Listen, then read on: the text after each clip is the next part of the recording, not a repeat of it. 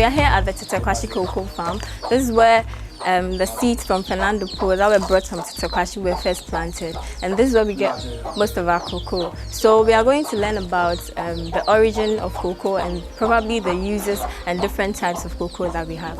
Come along and let's go.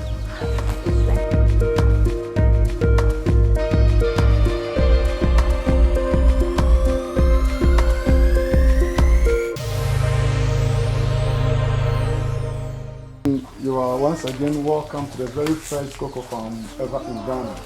And this is Tetteh Quarshie farm, so you're welcome. Tetteh Quarshie was a Ghanaian. As we know that he was a Ghanaian. And also he was a blacksmith by professional in the year 1870 in Ghana. So in the year 1870, there was a white who came through the country, and they were called the Basel missionaries, or the missions. So when they came through the Ghana here, then they saw Tetteh Quarshie as a blacksmith.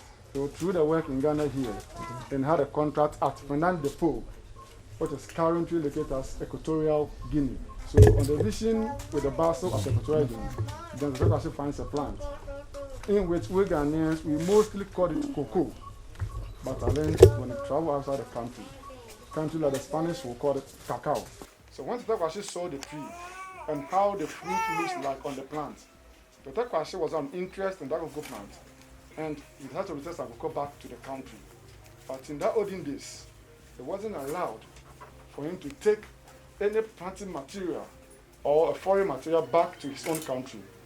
So Tetteh Quarshie goes through a smuggle process, and he smuggles cocoa back to the country.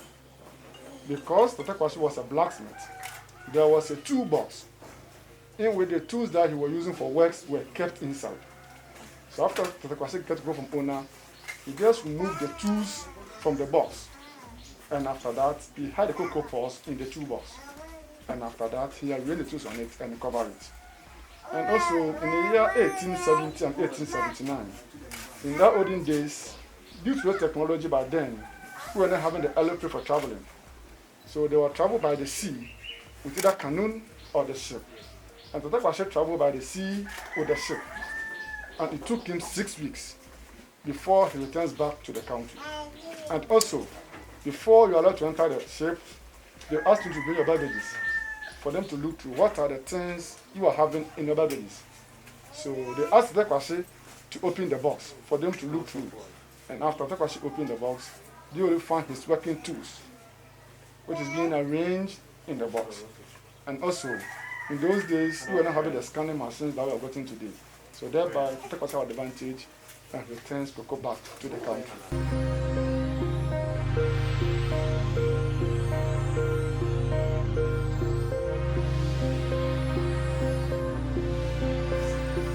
We have a name given to this tool I'm holding over here, in which we use in harvest. This is just a sickle and a stick. It could be longer than this because of the height of the plant. And this tool is called go to hell.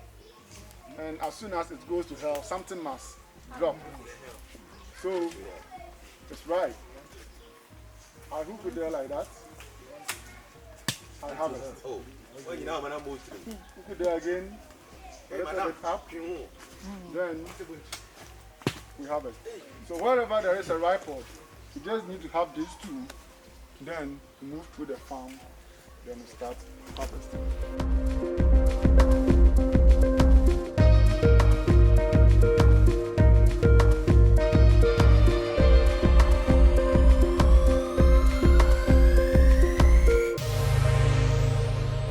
I said earlier on that since 1879, that Tetteh Quarshie planted his first cocoa in Ghana. We have two of them. This one and there's other one over there with the cypress. These are the first cocoa trees that was planted by him. Maybe someone will ask the question, why is it that the plant is still young and it doesn't grow to become like the shading plant over there? Cocoa tree doesn't grow to become a huge tree. But if you want to know the plant is very old, unless we check on the stem, maybe number of sprouts that tree may be having.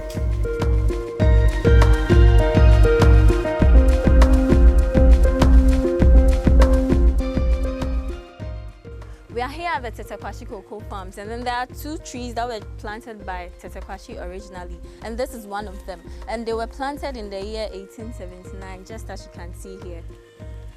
This is actually the source of all mother cocoa trees in Ghana. This is one that you cannot find anywhere.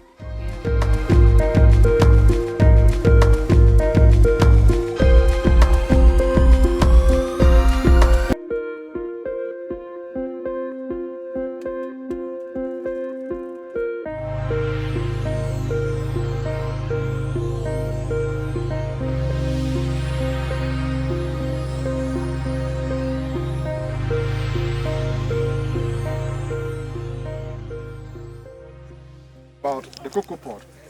After we have taken out the beans, the husks is left over. But when they are fresh like this, it could be as a feed of animals. Animals such as goat, cow, pig, and sheep will like to feed on this. But secondly, when it's dry, it becomes like this. And when it becomes like this, it's also an organic fertilizer to the cocoa farm. Whenever it decomposes to the field, it serves as a fertilizer. But if you not do it that way, it also have another use for. This is what we use in supporting of our local soap. We know that we call it black soap. Yes, to get it out of this. So in the preparation of the soap, farmer need to get plenty of this. Burn it into ash. Then you take the ash, mix it with water, then you receive it. After receiving, the farmer will take in which they have been received. Then we add either palm kernel oil or palm oil. A little amount of soda, put them in saucepan, then we set fire under it for it to burn.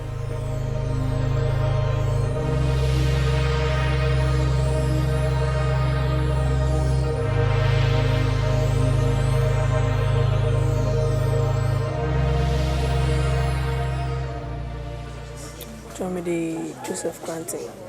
The buy machines like the question, piano cuckoo, National Baby and a fiaba. The name will be black cuckoo to me. To me, shea butter, chocolate, and Milo. And then me pa send me, and then me first stomach, but be visa. Okay.